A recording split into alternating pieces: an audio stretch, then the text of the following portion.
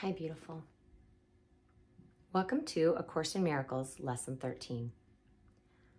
A meaningless world engenders fear. Today's idea is really another form of the preceding one, except that it is more specific as to the emotion aroused. Actually, a meaningless world is impossible. Nothing without meaning exists.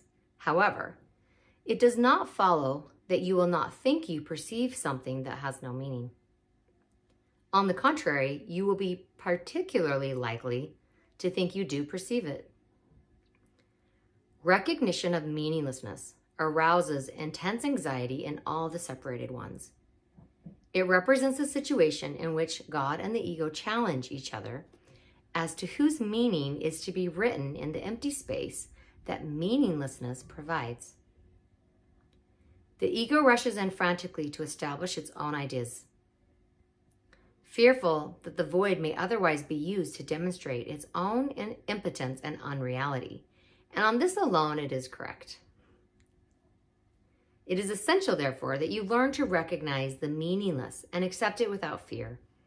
If you are fearful, it is certain that you will endow the world with attributes that it does not possess and crowd it with images that do not exist. To the ego, illusions are safety devices, as they must also be to you who equate yourself with the ego. The exercises for today, which should be done about 3 or 4 times, for not more than a minute or so at most each time, are to be practiced in a somewhat different way from the preceding ones. With eyes closed, repeat today's idea to yourself, then open your eyes and look about you slowly, saying, I am looking at a meaningless world.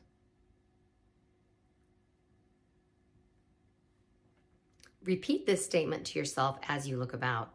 Then close your eyes and conclude with, a meaningless world engenders fear because I think I am in competition with God.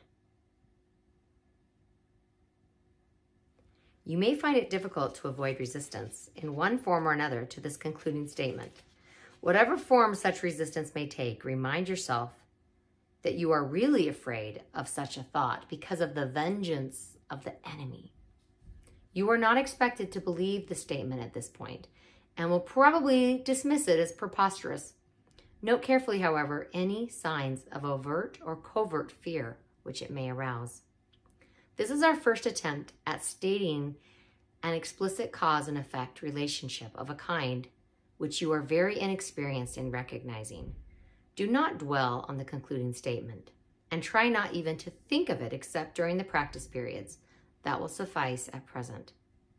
So we're introducing a new idea. And so A Course in Miracles is always very gentle when introducing a new idea.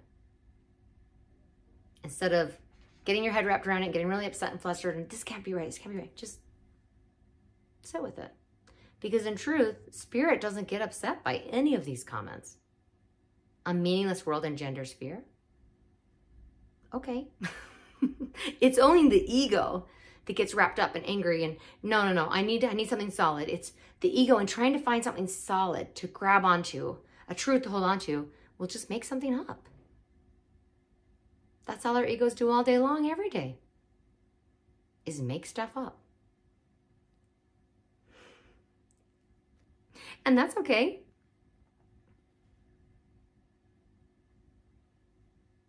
A meaningless world engenders fear because I think I am in competition with God. If God is love, if God is all that is, and we're at war with God, we're at war with what is, and we've labeled it and we've ranked it and we've compared it, and we're not happy with it, we will not know peace.